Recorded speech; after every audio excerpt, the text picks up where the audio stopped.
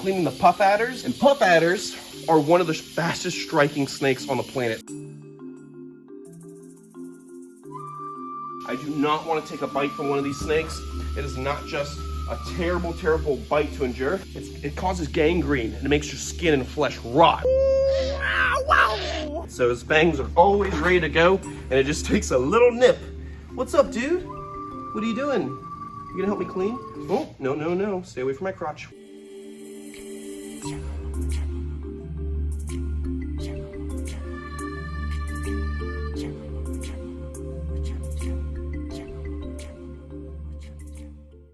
Ooh, Senor Pepe, it looks like you made a mess, but we'll clean that later. What is going on, my beautiful, beautiful people? Happy New Year's, guys. I hope you guys are having a blast. Today's the last day of the year.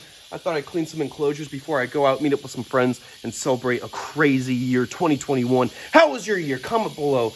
Let me guess, it was full of drama and craziness like mine was. Everyone had a bit of a crazy year, but don't worry, 2022 is gonna be the year of CWL, CWW, Chandler's Wild World. We're gonna make this happen. We're gonna make this facility great. But before we can make it great, we gotta do some little things like cleaning. Today we're gonna be cleaning the puff adders. These are my African vipers, and puff adders are one of the fastest striking snakes on the planet. So I just barely crack open the glass, and I always use a tool to open up the enclosure because usually they're in feeding mode and they'll spring out towards the glass. So what I want to do is just gently hook them out. I've got two puff adders in here, and they're actually the OG snakes of the venomous room. I actually got these guys first when I got my venomous snake license because a friend of mine retired from venomous snake keeping and gave me a small collection. And these guys were just little babies when I got them. Let's see, this is the female. She's real chubby. She actually could potentially be gravid. I'm not totally positive, but she's put on some weight. I know she's a female because you can see her tail tip right there, and you can see her cloaca. So she's got a real short tail, and that's a tall tail sign that she's a female. Oop, gotta be real careful because like I said, this is the fastest striking snake, or one of the fastest striking snakes on our planet. Death adder being the fastest, and then gaboon vipers and puff adders being right after that. So what I want to do is just gently get her into the snake holding receptacle behind me. There we go, nice and slow. I do not want to take a bite from one of these snakes. It is not just a terrible, terrible bite to endure.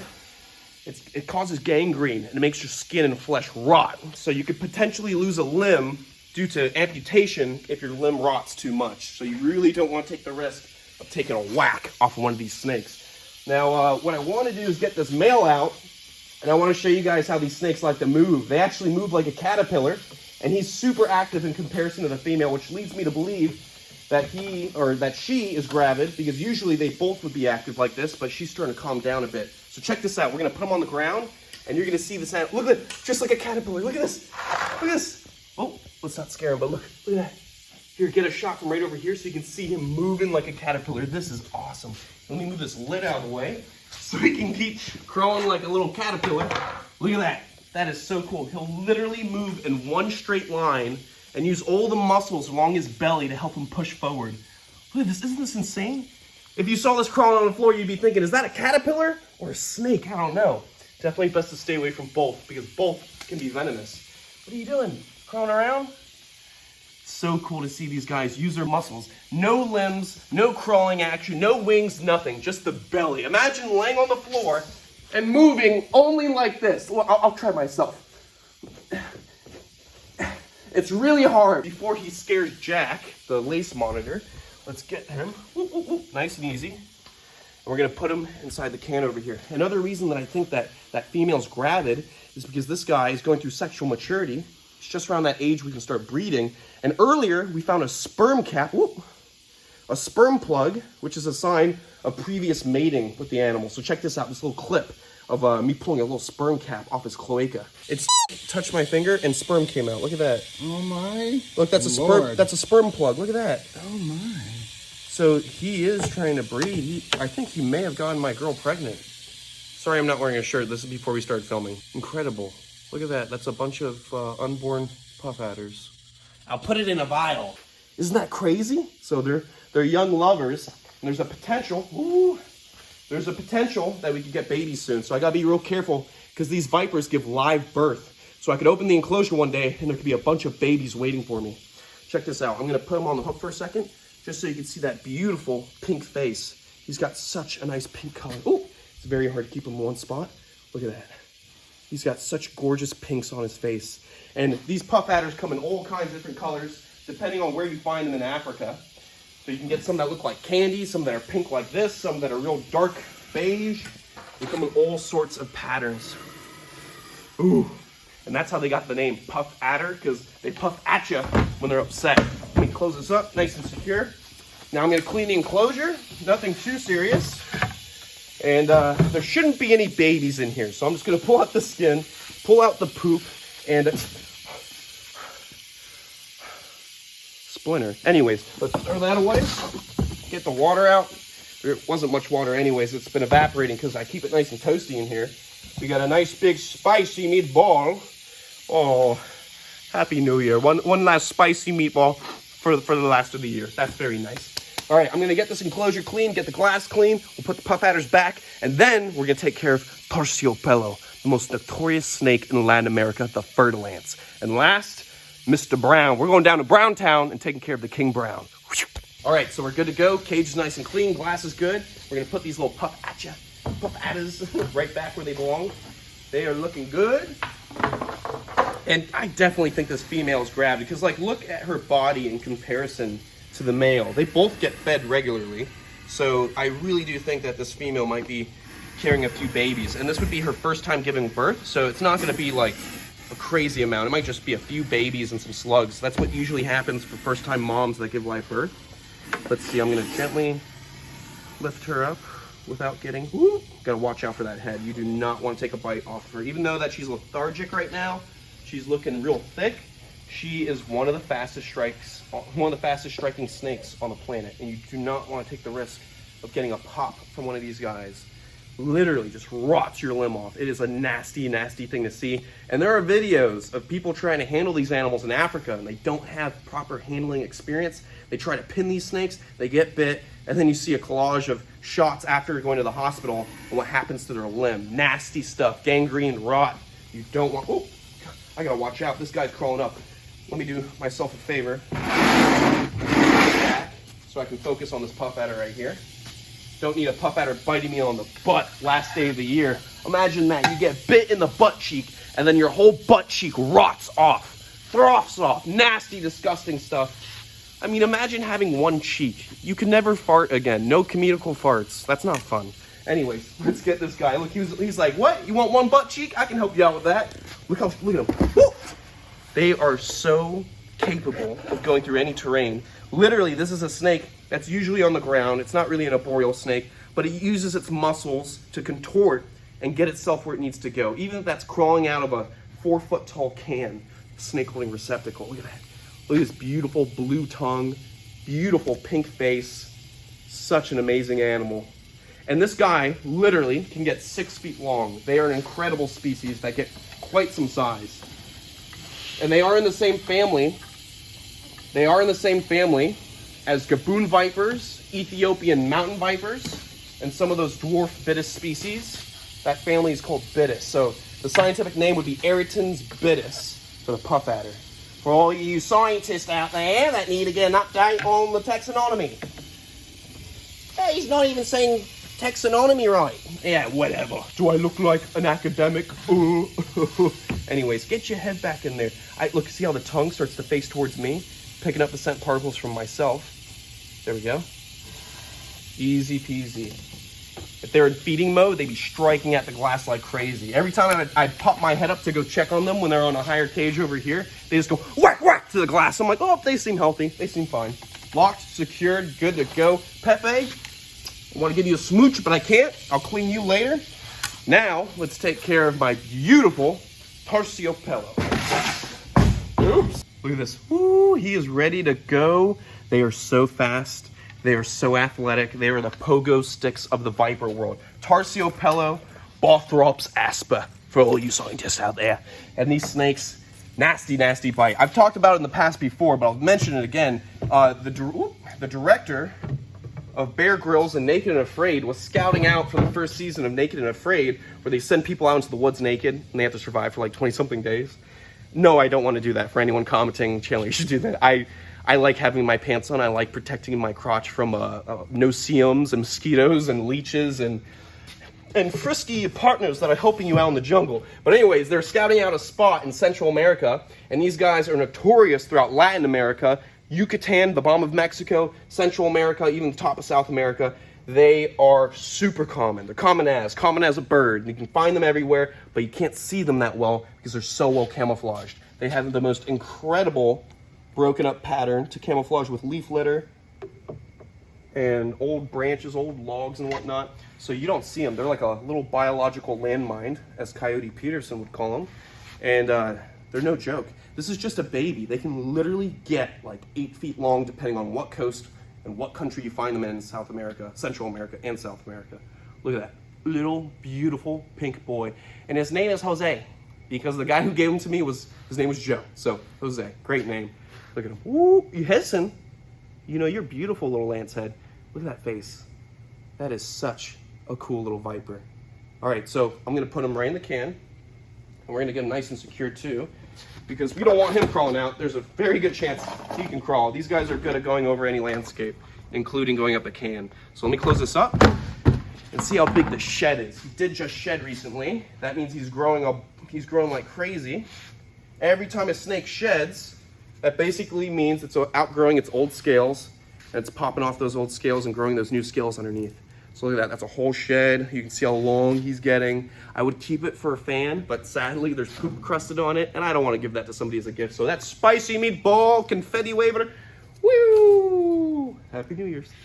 Nice, good to go. Let me clean this glass real quick, and I'm gonna get fresh water for this little terciopelo, and I'll see you guys in the split. Ow! Ow! Not a split. I can't do a split.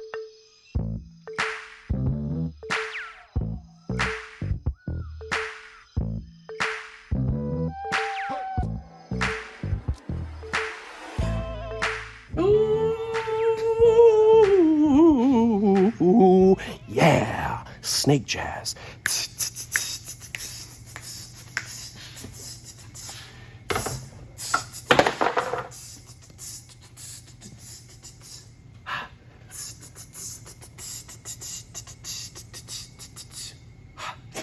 I love Rick and Morty. Anyways, beautiful people, I'm gonna let this gorgeous fer-de-lance go back to its little home.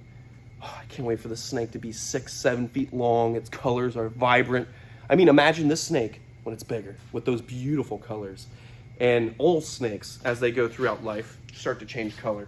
I'm gonna do myself a favor, get this guy by the tail real quick, because he's right up the hook. So let's get him deep inside this enclosure. There we go. Nice clean area to roam around. Ooh. I'm so excited for the future. I have so much good stuff lined up for my animals and everything. Oh no, I put the glass in wrong. All right, he's in the corner. He could still potentially fly to the back or fly from the back to the front. So let me watch his head the whole time. This is very dangerous. Make sure he doesn't strike out at me. See the insulation right here? That's what keeps that snake from crawling between the glass. When they're small, there's always a potential that these snakes could squeeze in between the glass. So that's why you always want to use insulation with these vision cages. All right, good to go. Let's lock that. Nice and secure. Magnificent! Magnificent! Anyways, I'm not bipolar, you are. All right, so let me get this right over here. Let me get this right over here and get myself ready for Browntown, baby, because the king, oh, he knows what's going on. He's watching me take out the snakes. He went and hid. You can see he's going to the bathroom a little bit in this corner. Sheds all over the place. He's been in his deep blue for like a week. I've been waiting for him to pop out. This is obviously one of my favorite snakes on the planet. All the snakes in my collection are top favorites. This is the very sussy king brown. This is a very flighty snake, a snake that is very respectable. Even though this is the dwarf cousin of the true king brown, it still has the lethality of a real king brown, and it has the spunk, the tenacity, the athleticism of a true king brown as well. So let's get him safely. I always watch the head of the snakes when I'm working with them, because when I look at the head of the snake, I can see what he's looking at, I can see what his pupils are staring at, I can see what kind of motion he's about to go into. So I'm always watching him. See how fast he is? He probes around. Split second, you just come out, shoot out, and bite you real quick, and that's all it takes. He's a front fixed fanged lapid, so his fangs are always ready to go, and it just takes a little nip. What's up, dude? What are you doing? You gonna help me clean? Oh, no, no, no. Stay away from my crotch. What is with all you snakes and getting close to my crotch? All right, let's close this. There we go. Good to go. Gonna get all this skin out of here. Super fresh. So fresh, it's almost wet. Oh, it smells like Australia. Oh, emu poo. Can't even speak today. All right, so let's get that thrown out. Taking all this skin, toss that. There we go, some poop right there. I'm happy to grab it with my hands because I'm all about the experience, baby. All right, let me get in there, get all that. Put that hide back. Just a nice little spot clean, nothing crazy. If this cage was covered in spicy meatballs, I'd be more concerned and do a nice deep clean. Oh, speaking of spicy meatballs, I think I just grabbed the wettest meatball of the year, baby. End it with a bang. Right in my fingernails. All right, let me get the rest of that out. Move this mulch. The water actually looks fantastic, but there's a little piece of mulch in it, and I want the freshest for my baby. All right, so I'll be right back. I'm gonna clean my hands. I'll be back in a split. Go. Oh, sorry, Kevin. All right, let's move this over here. Cage is nice and clean. Get the glass where it should be, so it's an easy transition. So let's see, I'm gonna pop that open like that. You never know if Mr. Brown's up at the top, but he's not, so we're good to go. Ooh, you little spicy little snake. Ooh, look at him, twitchy. Man, it was such a privilege to be able to catch one of these out in the wild. I didn't catch a dwarf, but I caught a small king brown in Western Australia with Ricky Mack right before I left. Whoop, whoop, whoop, whoop. Be good. Whoop, whoop, whoop, whoop. Be good, be good. Hopefully one day I'll be back with my buddies in Australia. Look at that. Beautiful. All right, let's get them right in there. Nice and easy, Mike. Nice and easy. There you go. Get that big brown tail in there. All right, close this up. Make sure it is nice and secure before I go and take care of all my little duties I gotta do. Look at him, just a wiry little snake. Gotta love him. All right, beautiful people, let's go see what Bagoy's doing. Go fly him real quick. Do you love me? You love me?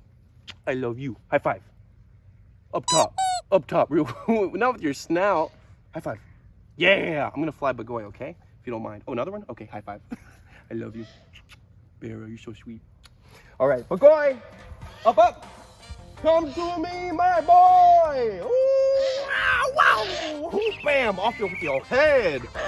Guys, it has been a crazy year, but a lot has been accomplished. Even though we couldn't get the Serpentarium completely finished this year and the fencing done this year, I was still able to pull off getting my first property, 11 acres for this conservation facility, get my first Eurasian eagle owl under my own care, and I got my first dog. I got my first guard dog. Look at this, big old Bera. I couldn't be happier. And next, oh!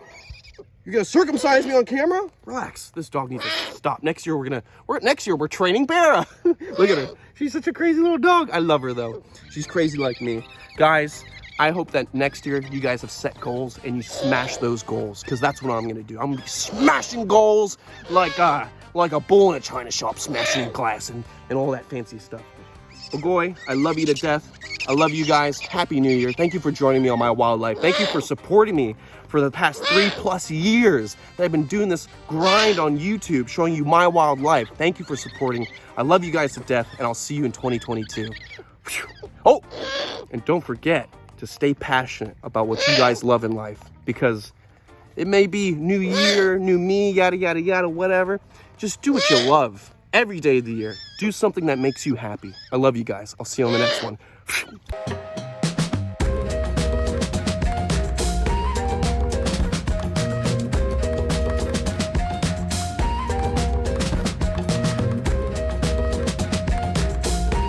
What are you doing there, dog? I just gonna give you a bat and you're gonna get dirty like that. Get out of the swamp. Get out of the swamp. Gator's gonna get you.